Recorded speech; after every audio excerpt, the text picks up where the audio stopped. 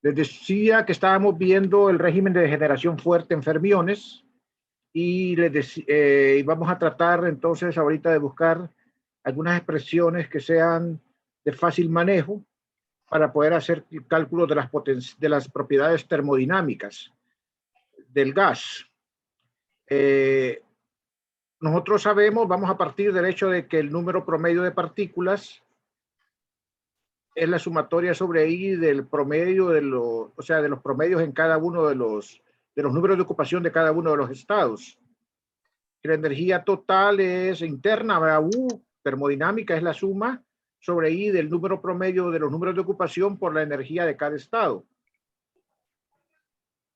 Y que la ecuación de estado obedecía la relación PV igual a 2/3 de U.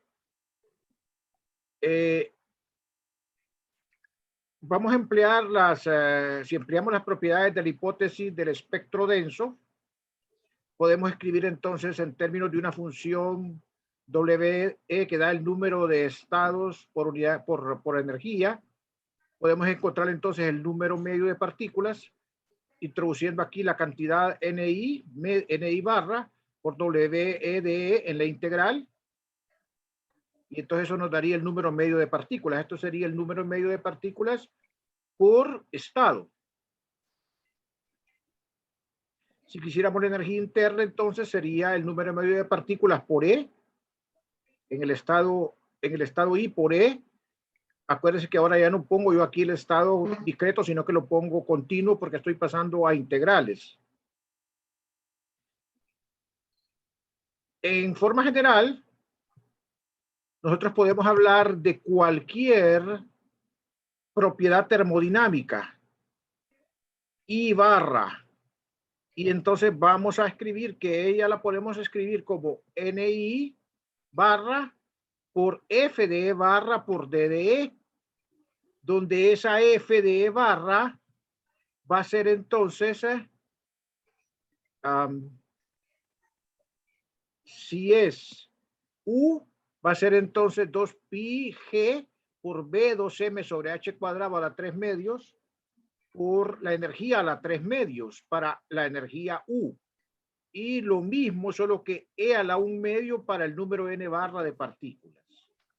Entonces ahí tenés las 12 expresiones, ¿verdad?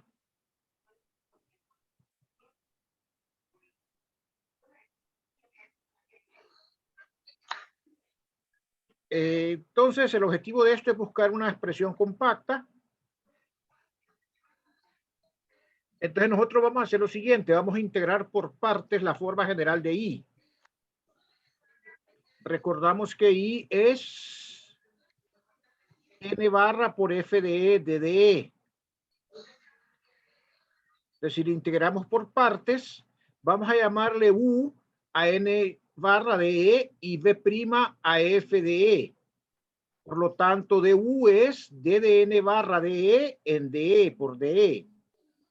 Porque es DU es entonces N barra prima por D de E.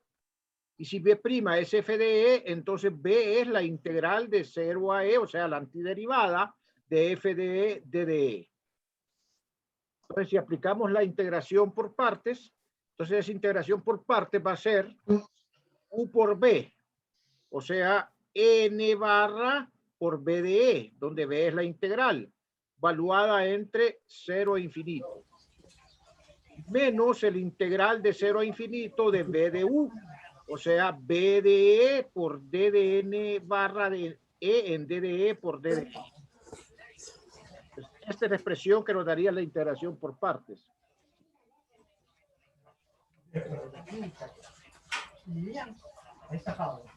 Entonces, permítame un segundito, por favor. Un segundito.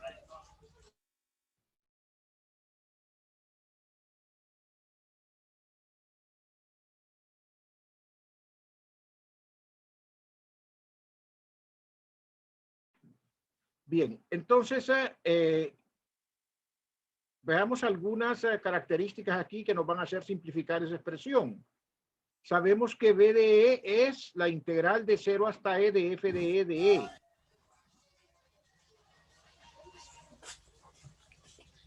Pero nosotros sabemos que cuando E tiende a infinito, la distribución del número de partículas tiende a 0. ¿Verdad? ¿Se acuerdan que estamos viendo la distribución de fermiones? Entonces tiende a 0. Y sabemos que cuando, o sea, que B tiende a 0 cuando la E tiende a 0, ¿verdad? O sea, la integral, porque si tiene la integral de 0 a 0, entonces eso también es 0. Entonces, con esas dos cosas, nosotros tenemos que el primer término que tenemos en la integración por partes, si me ayudan por favor con un micrófono que está abierto, por favor, en integración por partes podemos despreciar este término que está aquí, y entonces I barra quedará nada más como menos la integral de 0 a infinito de B de E de E, dn de E de E de.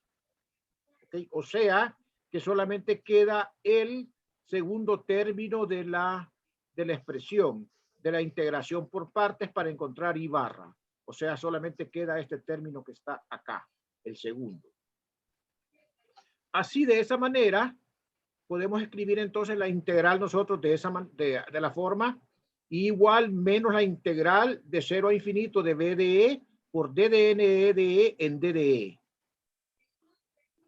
Entonces vamos a redefinir una función, vamos a absorber este signo menos aquí dentro de esta derivada y le vamos a llamar f grande de E a ese término. Y vamos a redefinirla de esa manera. Y entonces nosotros pues quedamos con la expresión escrita así, ¿verdad? En 5. Ok, ¿me han seguido hasta ahorita?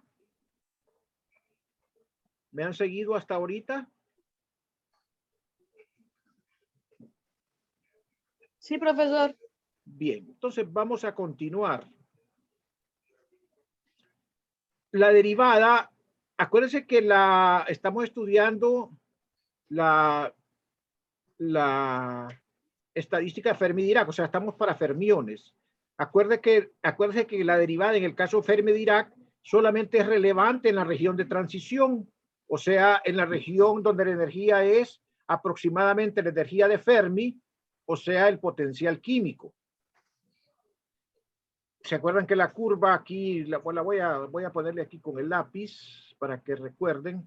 La curva esta era una curva que tenía una forma aquí asintótica, ¿verdad? Aquí, que prácticamente pegada, y aquí venía y bajaba, y aquí con la misma pendiente, pero comenzaba a decaer. O sea que la derivada aquí comenzaba a aumentar, tenía un máximo de la energía de Fermi, y de ahí disminuía a 0.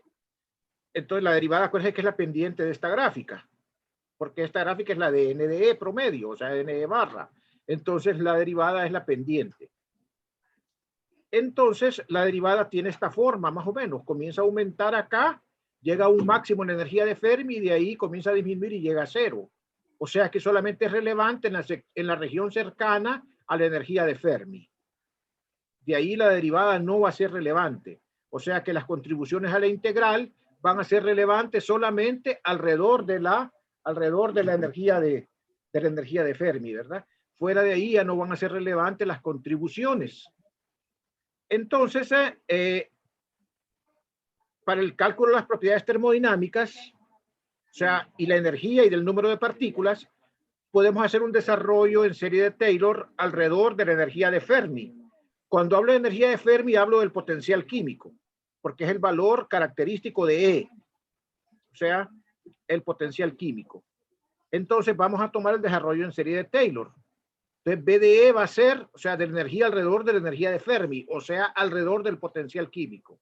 Va a ser B en mu más la derivada de B en D de E evaluada en mu por epsilon mu más un medio de la segunda derivada de B en DE cuadrado por epsilon menos mu al cuadrado.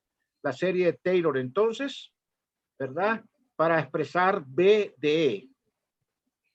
Si sustituyo esta expresión 7 en la expresión 5, entonces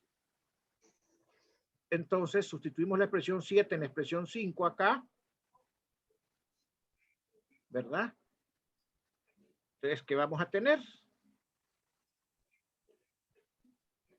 Entonces vamos a tener que I barra es menos la integral de BDE, DNE, en DE, va a ser menos la integral de B evaluada en mu más D de B en DDE en mu por epsilon mu más un medio de la segunda derivada de B en DE cuadrado evaluado en mu por E menos mu al cuadrado más términos sucesivos,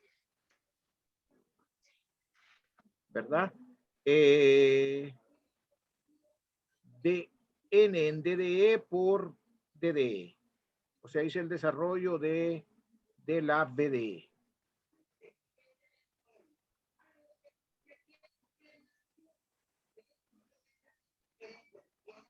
La BDE que está acá, ¿verdad?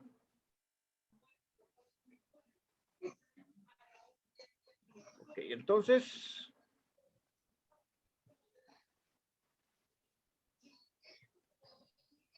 si nosotros venimos y nos quedamos acá solamente con los primeros términos, ¿verdad? Pero antes de eso nosotros podemos escribir esto así. Podemos escribir que esta DDB en DDE en mu, o sea, podemos hacer un desarrollo y decir que la I barra es B de U por el B de mu por L0. Como esta es una constante, puede salir de la integral. Esta D de B en D de mu puede salir de la integral porque es una constante. Entonces queda por L1. Esta puede salir de afuera porque es una constante y puede salir afuera de la integral y queda aquí un L2, donde este L0, L1, L2, etcétera, es una forma genérica de llamar lo que resta aquí, los factores que restan.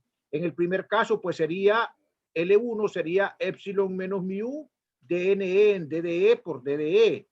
El L2 sería así sucesivamente. O sea que LJ, ¿qué sería? LJ sería menos el integral de 0 a infinito de epsilon menos mu elevado a la J por la derivada de NE barra en DE por DDE. Esa sería entonces la definición de esa integral LJ que está aquí. Y aquí, entonces aquí tendríamos un desarrollo en serie de Taylor para la propiedad termodinámica I barra. Comunicado. Entonces, si nosotros definimos un cambio de variables, definimos X igual a beta por epsilon menos mu. O sea que d de X va a ser beta por d de E.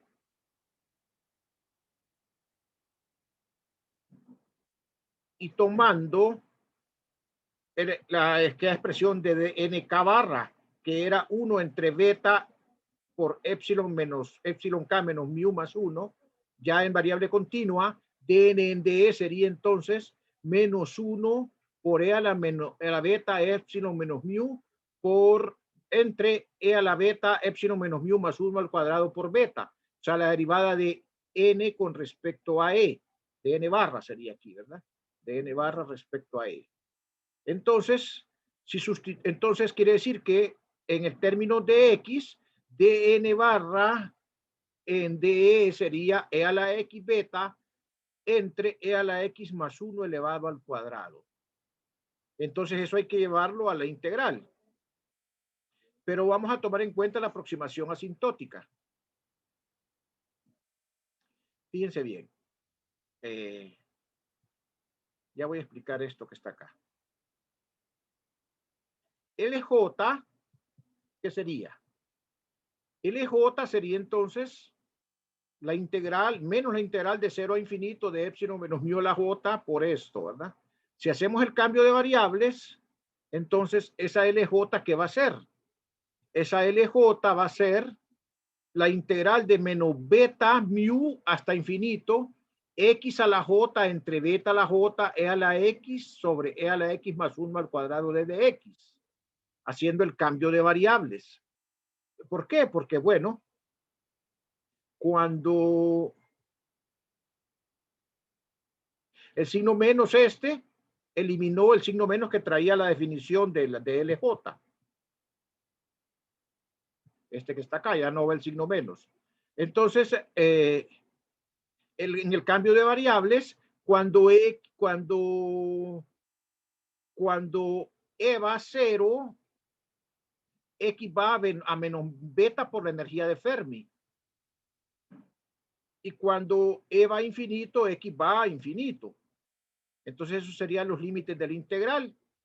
Entonces, fíjense bien, aquí hay un truco interesante, porque estamos buscando cosas que matemáticamente ya están establecidas para que se nos haga fácil la situación. Entonces, nosotros vamos a venir y vamos a escribir LJ sumándole aquí unos ceros. Si yo le sumo de menos infinito hasta menos mu beta, le estoy sumando un cero, porque prácticamente la función de distribución esta es cero en esa región, porque acuérdense que la derivada solamente tiene peso en las regiones cercanas a la energía de Fermi. Y entonces ahora integro en esa región que es de menos mu beta hasta beta más mu beta. Y entonces esta es la que no es cero, porque también esta que está a la derecha de la energía de Fermi prácticamente es cero, o sea, prácticamente no contribuye. O sea que esta sigue siendo, por una parte, la integral desde menos mu beta hasta infinito de todo el integrando. Y si le sumo aquí un cero, si le sumo un cero, entonces yo puedo artificialmente, pero es válido, escribir esa LJ como la integral desde menos infinito hasta infinito de XJ entre beta J e a la X entre e a la X más 1 al cuadrado de DX. Ese artificio es clave para poder identificar de alguna forma conocida esta función especial que está acá. ¿Alguna pregunta hasta acá?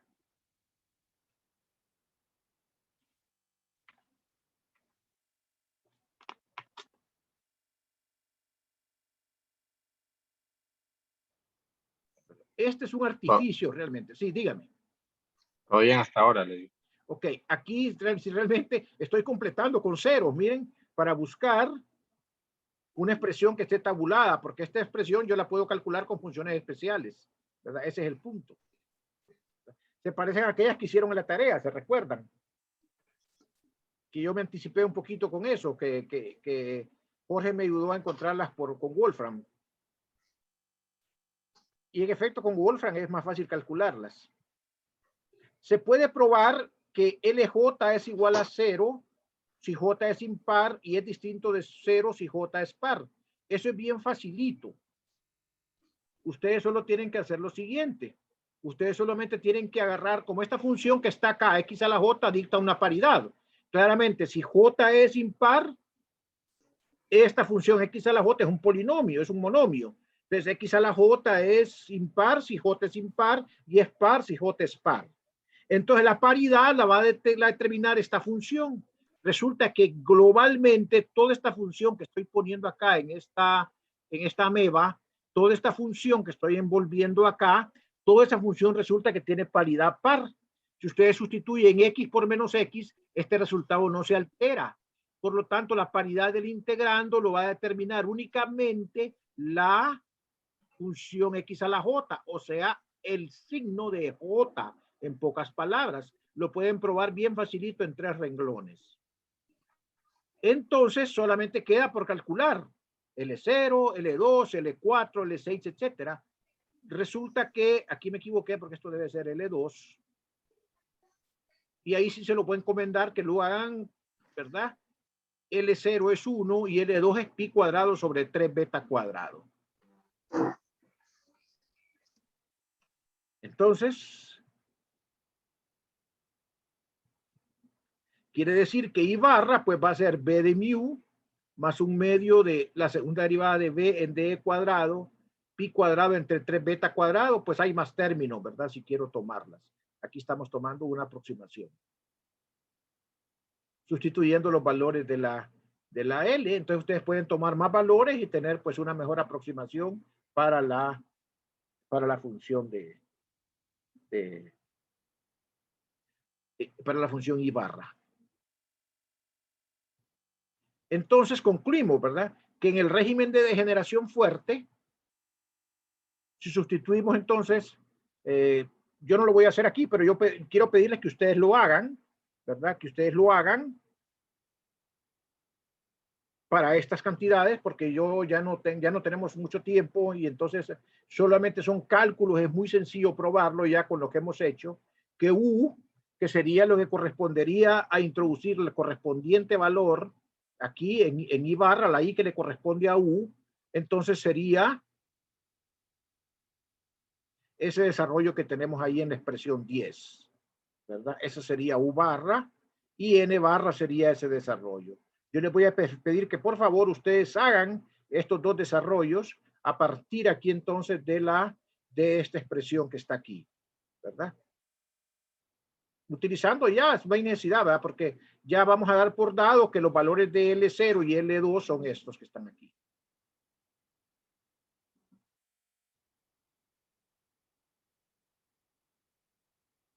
Por eso les puse aquí tarea, pero no es tarea para entregar, pero sí quiero que la hagan. Para entregar no, porque ya no voy a dejar más de lo que ya dejé. A propósito, Jorge, usted me va a mandar el látex más tarde, ¿verdad? Para ponérselos a ellos, porque yo les mandé la hoja al borrador. Hola. Hola, sí, ya se lo voy a mandar ahorita en la tarde. Ah, perfecto, ok. Entonces, ahí tenemos ya las propiedades termodinámicas para el régimen de degeneración fuerte de fermiones. Si utilizamos los valores para la degeneración débil, que eran estos que estaban acá, que habíamos encontrado antes,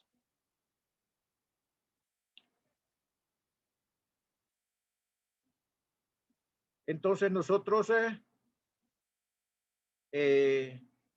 acá podemos despejar mu F, o sea, la energía de Fermi, a la 3 medios. O sea, estos son los valores que teníamos para degeneración débil, ¿verdad? La energía de Fermi era esto que estaba acá.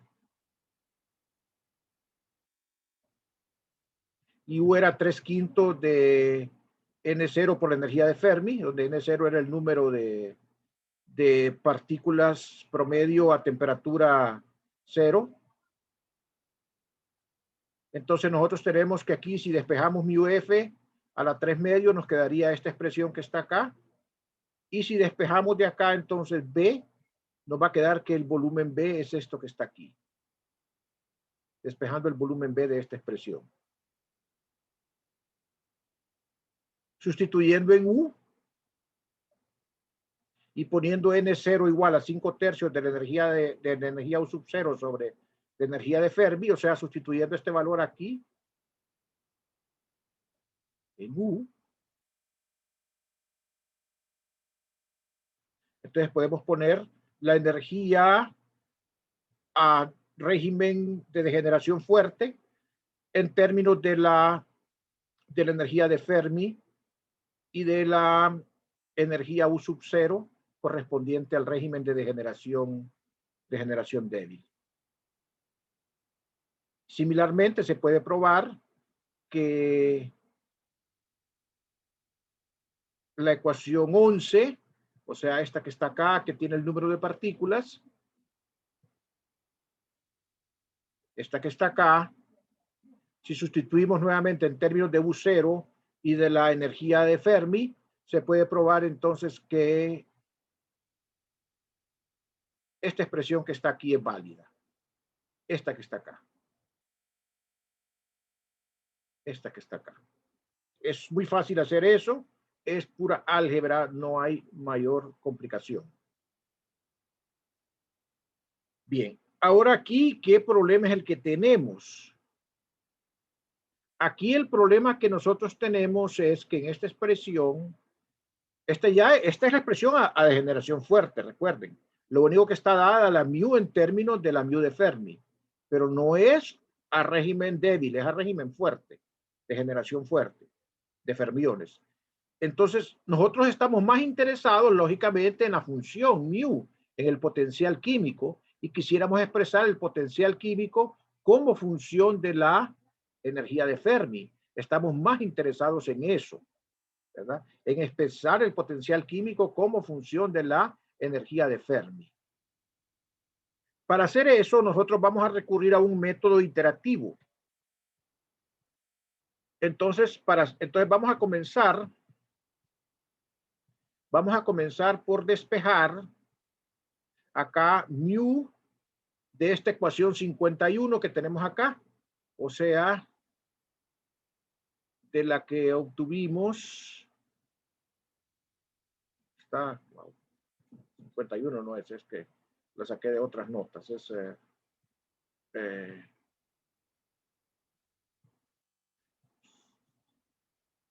51 no es.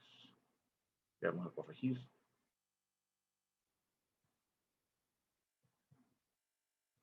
Ah, bueno, sí es de esa.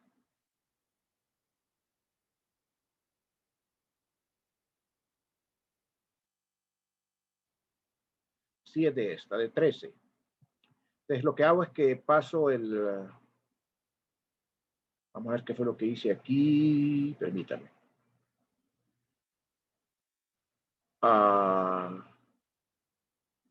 Pasé este término al otro lado. Y lo pasé como 1 más pi cuadrado sobre 8 beta mu al cuadrado más puntos suspensivos a la 2 tercios. Al otro lado pasó a la menos 2 tercios. Y entonces quedó mu despejado así. Aquí está la menos 2 tercios, miren. Y entonces aquí vamos a usar una serie de Taylor. La serie de Taylor que dice que 1 más x a la menos 2 tercios es 1 menos 2 tercios de x más puntos suspensivos para expresar este paréntesis de otra manera. Y entonces nos quedaría acá mu igual a la mu de Fermi por 1 menos 2 tercios pi cuadrado sobre 8 beta mu al cuadrado más puntos suspensivos. Esta ecuación 8, y es 13, esta ecuación 8, esta ecuación 8, entonces nos daría mu igual a mu de Fermi, el 3 el 2 entre 24 es un doceavo. Pi cuadrado entre beta mu cuadrado más puntos suspensivos. Ecuación 15 entonces. Pues todavía no hemos terminado. Ahora sí, ahora vamos a seguir iterando. Ahora vamos a sustituir 14 en 15. O sea, voy a sustituir acá la 14, en esta que está acá, la 14. En 15. La 14 es entonces, creo que era la que le puse 13, no sé por qué razón aquí. Ah, no, esta es la 14. Le voy a sustituir esta 14 acá en 15. Entonces la voy a colocar acá. Entonces puse acá, en vez de poner mu, puse esto que está aquí. Entonces aquí hay puntos suspensivos y también hay puntos suspensivos acá. Y aquí queda a la menos 4 tercios. Porque teníamos acá al cuadrado. Entonces allá estaba en 14 a la menos 2 tercios y es al cuadrado, entonces queda a la menos 4 tercios al sustituir acá. Entonces, ahí se puede observar que hay, bueno, de ahí voy a hacer entonces el desarrollo de esta expresión, de esta que está acá, abajo, y entonces me va a quedar al final mu igual a mu f por 1 menos 1 doceavo pi cuadrado beta cuadrado mu f cuadrado por 1 más pi cuadrado 8 beta mu cuadrado a la 4 tercios. Y de ahí yo puedo seguir iterando acá. Yo puedo seguir iterando acá y entonces, si se dan cuenta, aquí va a ir quedando a la cuarta, etcétera, cada vez que vaya iterando. El punto es que no necesito iterar todo. Solo tengo, si quiero ver algunos términos, tengo que ver que yo puedo escribir esto así, ¿verdad? Yo puedo escribir como mu igual a mu f menos 1/2 de pi cuadrado sobre 12 eta cuadrado, más otros términos que van a ser unos coeficientes que dependiendo cuánto quiera seguir iterando yo acá, voy a tener aquí para eta. No lo hice más porque solo quería que vieran esta forma. donde esta eta la íbamos a definir como 1 entre beta por la energía de Fermi, por μ F. Esta eta que está acá. De manera similar, nosotros podemos usar la ecuación 16 para escribir la energía interna, ¿verdad? Así como hicimos la deducción acá para la ecuación 16 con en términos de eta, nosotros podemos ir a la energía interna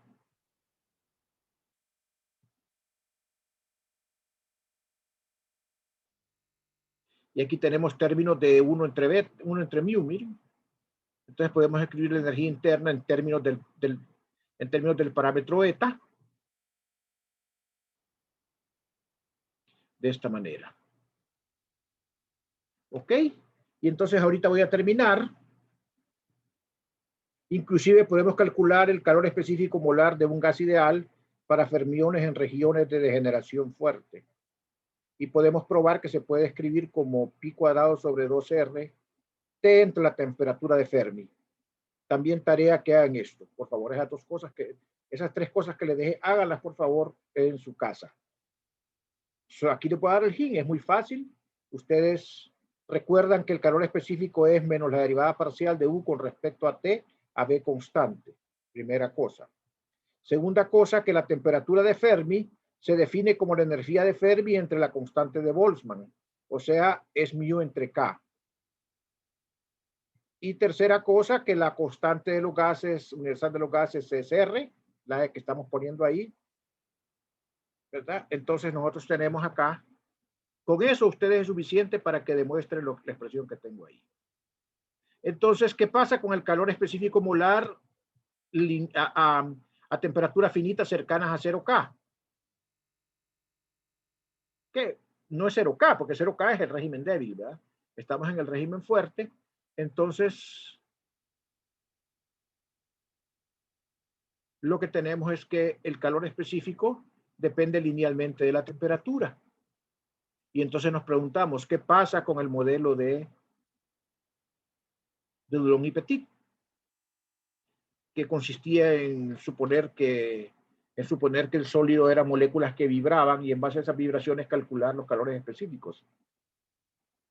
Pues no da igual, ¿verdad? A esa expresión que predice Dulong y Petit, ¿verdad? Que predice calores específicos constantes, ¿verdad? Entonces eso se debe precisamente a que aquí estamos tomando en cuenta que son partículas indistinguibles, ¿verdad? Que son fermiones y que obedecen a una estadística especial y no una estadística de Maxwell-Boltzmann. Con esto concluimos el estudio de fermiones a degeneración fuerte. Vamos a pasar a estudiar bosones en la próxima clase. Quisiera poner la asistencia, pero antes de eso, ¿tienen alguna pregunta? Si no tienen alguna pregunta, me quisiera conectar con ustedes un momentito. A ver, tengo todavía un minuto. Tengo un minuto, creo que es suficiente. ¿Tienen alguna pregunta primero? ¿Tienen alguna pregunta? Oh, claro. Bueno, hay que trabajar en esos desarrollos ahí, ¿verdad? Ahí se los encomiendo, ¿verdad? Porque no descarten que les puedo poner en examen uno de esos desarrollos. Entonces háganlos para evitar sorpresas. Lo otro, muchachos, es que miren, quiero ver todavía un par de temas que usaría entonces el día lunes y el martes de la próxima semana para poder concluir. Eso indicaría que yo quiero pasar el examen para el miércoles 28, no para el 26. Y la reposición para el viernes 30, entonces. Porque tenemos tiempo desde el 4 en adelante para dictar notas. La tarea 4 la habíamos dejado para el sábado 24, pero la puedo pasar perfectamente para el martes 27. ¿Ok? ¿Se dan por enterados entonces? Sí, está bien. Profesor. Perfecto. Entonces mañana, si Dios lo permite, nos vemos. Buen provecho, buena tarde y muchas gracias por su atención. Hasta No. mañana. Hasta mañana. Gracias. Bueno.